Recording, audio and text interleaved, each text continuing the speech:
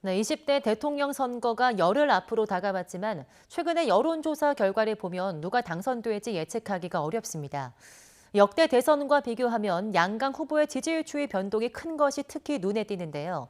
선거 막바지 총력전 열기도 더해가고 있습니다. 나연수 기자입니다. 대한민국 제20대 대선까지 이제 열흘. 최근의 여론조사 결과는 여전히 더불어민주당 이재명, 국민의힘 윤석열 두 양강 후보의 엎치락 뒤치락 초박빙 양상을 보여줍니다. 한국리서치 등 4곳이 지난 21일부터 사흘 동안 벌인 전국 지표조사 결과 지지율은 이 후보 37%대 윤 후보 39%.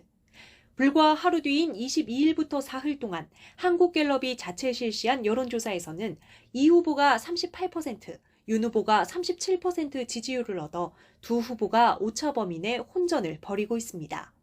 최근의 여론조사상의 변화는 중도층이 윤석열 후보에게서 떠나가고 이재명 지지층의 결집이 뚜렷하게 대비되는 그러한 현상을 보이고 있습니다. 이재명 후보의 상승세가 더욱더 두드러질 것이다. 우리 당과 윤석열 후보는 마지막까지 최선을 다해서 국민들의 염원인 정권 교체를 기필코 이뤄낼 것입니다.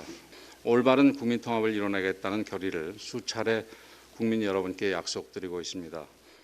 직선제가 부활한 1987년부터 지난 2017년까지 7번의 대선을 보면 선거를 열흘 남짓 앞둔 시점의 여론조사는 대개 대통령 당선인을 정확히 예측했습니다. 혼전 양상을 보인 건 2012년 제18대 대선입니다. 선거 3주 전부터 선거 당일까지 양강 후보 간 지지율 격차는 최대 4%포인트를 벗어나지 않아 결과를 내다보기 어려웠습니다. 하지만 이때는 문재인 당시 민주통합당 후보가 야권 단일화에 성공한 이후 여당인 박근혜 당시 새누리당 후보를 단번에 따라잡은 흐름이었다면 이번 대선은 단일화 이슈가 해소되지 않으면서 양강 후보 간 지지율 변동이 이례적으로 크다는 점이 눈에 띕니다. 도덕성, 거짓말 문제 이런 것들이 유권자들로 하여금 마지막까지 주저하게 만드는 데 일정 부분 작용하고 있는 게 아닌가 싶습니다. 깜깜이 들어가고 나서도 2, 3일 동안은 여론의 변동폭이 어느 정도 있으리라고 충분히 예견 가능합니다.